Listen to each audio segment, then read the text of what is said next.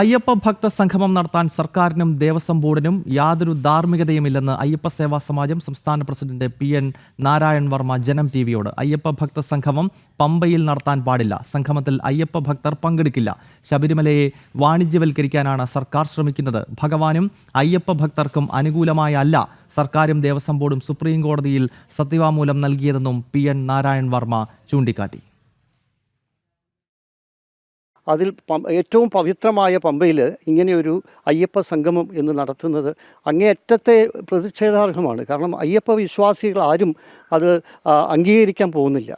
കാരണം 2018 അനുഭവങ്ങൾ ആരും ആ വിഷമതകളും ആ അഗ്നിയൊന്നും അവരുടെ മനസ്സിൽ കെട്ടടങ്ങിയിട്ടില്ല. ശബരിമലയ്ക്ക് വേണ്ടിയിട്ടും അതുപോലെ അയ്യപ്പന് വേണ്ടിയിട്ടും ഈ വ്യാജമായ അഫിഡവിറ്റുകളാണ് കോടതിയിൽ സമർപ്പിച്ചിട്ടുള്ളത്. ഭക്തജനങ്ങൾക്ക് അനുകൂലമല്ല, അയ്യപ്പനും അനുകൂലമല്ല. ശരിക്കും ദേവസ്വം ബോർഡ് അത് ചെയ്യാൻ പാടില്ലാത്തതായിരുന്നു. ഇപ്പോൾ നമ്മൾ മനസ്സിലാക്കിയിരിക്കുന്നത് അത് ഇപ്പോൾ ഓരോ ഭക്തജനങ്ങളല്ല, അവിടെ വരുന്നവരെല്ലാം തന്നെ ഓരോ കാറ്റഗറൈസ് ചെയ്ത് അവർക്ക് സംഭാവനകളായിട്ട് കാർഡ് കൊടുത്തുകൊണ്ട്, പ്രിവിലേജ് കാർഡ് കൊടുത്ത് ഇതൊരു പ്രത്യേക സംവിധാനത്തിൽ പണം ഉണ്ടാക്കുവാനുള്ള ഒരു മാർഗമായിട്ടാണ് എന്ന് എനിക്ക് തോന്നുന്നു. കാരണം അങ്ങനെയാണ് ഇപ്പോൾ നമ്മൾ ഈ റിപ്പോർട്ടുകൾ കാണുന്നത്.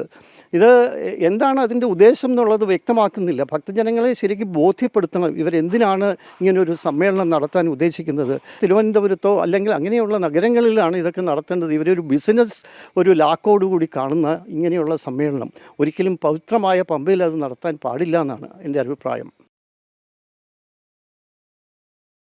അരുൺ കൊടുങ്ങൂർ ഈ വാർത്തയുടെ വിശദാംശങ്ങൾ നൽകും. അരുൺ, നാരായൺ വർമ്മ അദ്ദേഹം അയ്യപ്പ സേവാ സമാജത്തിൻ്റെ സംസ്ഥാന അധ്യക്ഷനാണല്ലോ. അദ്ദേഹം ചൂണ്ടിക്കാണിക്കുന്ന വളരെ പ്രസക്തമായ വിഷയമാണ്. കാരണം ശബരിമലയുമായി ബന്ധപ്പെട്ട് സുപ്രീം കോടതിയിൽ ഒരു സത്യവാങ്മൂലം നൽകുന്ന ഘട്ടത്തിൽ ദേവസ്വം ബോർഡും ഇടതു സർക്കാരും എന്താണ് ആ സത്യവാങ്മൂലത്തിൽ പറഞ്ഞത് എന്നത് മുഴുവൻ ഭക്തർക്കും അറിയാവുന്നതാണ്. ശബരിമലയിൽ നിലവിലുള്ള ആചാര അനുഷ്ഠാനങ്ങളെ മാറ്റണമെന്നും അവിടെ യുവതീ പ്രവേശനം വേണം എന്ന നിലയിൽ വാശി പിടിക്കുകയും അതിനുവേണ്ടി ഫോഴ്സിനെ ഉൾപ്പെടെ ഉപയോഗിക്കുകയും കേരള പോലീസിനെ ഉൾപ്പെടെ ഉപയോഗിച്ചുകൊണ്ട് ബിന്ദു അമ്മിണിയെയും കനകദുർഗയും ഒക്കെ മലകയറ്റിയ ചരിത്രമൊക്കെ നമുക്കറിയാം. അതൊക്കെ കേവലം 6 വർഷങ്ങൾക്ക് മുമ്പ് നടന്ന സംഭവങ്ങളാണ്. അപ്പോൾ അങ്ങനെ ഒരു സർക്കാരിന്, അങ്ങനെ ഒരു ദേവസ്വം ബോർഡിന് എങ്ങനെ പമ്പാമണപ്പുറത്ത് അയ്യപ്പ ഭക്തരെ വിളിച്ചു കൂട്ടാൻ കഴിയും? ഇതിൻ്റെ ധാർമ്മികതയിലേക്കാണല്ലോ അദ്ദേഹം വിരൽ ചൂണ്ടുന്നത്. അരുൺ,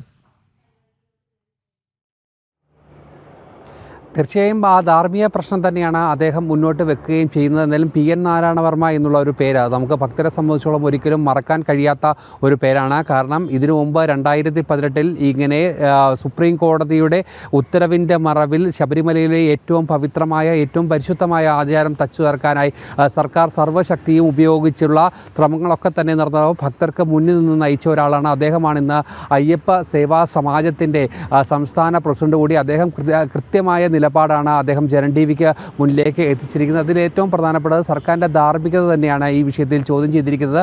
അതിൽ അദ്ദേഹം പറഞ്ഞ ഏറ്റവും പ്രധാനപ്പെട്ട കാര്യം സുപ്രീം കോടതിയിൽ സർക്കാരും ദേവസ്വം ബോർഡും നൽകിയ സത്യാമൂലം തന്നെയാണ്. യുവതീ പ്രവേശനത്തിന് അനുകൂലമായുള്ള ഒരു സത്യാമൂലം തന്നെയാണ് ഇവർ ദേവസ്വം ബോർഡും അതോടൊപ്പം തന്നെ സർക്കാരും നൽകിയത്. ഇത് മാറ്റാൻ വേണ്ടി പലതവണ പല രീതിയിലുള്ള പ്രക്ഷോഭങ്ങൾ അതോടൊപ്പം തന്നെ പ്രതിഷേധങ്ങളൊക്കെ തന്നെ നടന്നിരുന്നത്. പക്ഷേ ഒരു തരത്തിലുള്ള വിട്ടുവീഴ്ചയ്ക്കും ഇരുവരും തയ്യാറായിരുന്നില്ല. ഇവർ തന്നെയാണ് ഈ പമ്പാ തീരത്ത് അയ്യപ്പ ഭക്ത സംഗമം, ആഗോള അയ്യപ്പ ഭക്ത സംഗമം എന്ന പേരിൽ ഈ വിശ്വാസികളെ അണിനിരത്തിയുള്ള ഒരു സംഗമം നടത്തുക എന്നുള്ള ഒരു വലിയ ലക്ഷ്യം ഇവർ മുന്നോട്ട് വെച്ചിരിക്കുന്നത്. പക്ഷേ ഇതിനുള്ളിലെ ധാർമ്മികതയാണ് അദ്ദേഹം ചോദ്യം ചെയ്യുന്നത്. അതോടൊപ്പം തന്നെ മറ്റൊരു പ്രധാനപ്പെട്ട കാര്യം, ശബരിമലയെ സംബന്ധിച്ചോളം ശബരിമലയുടെ കവാടമായ പമ്പയിൽ അത് ശബരിമലയുടെ ആചാരത്തെ സംബന്ധിച്ചോളം ഏറ്റവും പ്രധാനപ്പെട്ട ഇടമാണ്, പുണ്യ ഇടമാണ്. ഇവിടെ ഇങ്ങനെ ഒരു വാണിജ്യ താല്പര്യത്തോടെയുള്ള ഒരു അയ്യപ്പ ഭക്ത സംഗമം നടത്തുന്നത് അത് ഒരു കാരണവശാലും അങ്ങനെ ഒരു അയ്യപ്പ ഭക്ത സംഗമം ഇവിടെ നടത്താൻ പാടില്ല. തിരുവനന്തപുരം പോലുള്ള നഗരങ്ങളിലാണ് ഇത്തരം ഒരു ഉദ്ദേശത്തോടെയുള്ള സംഗമമാണ് എങ്കിൽ അത്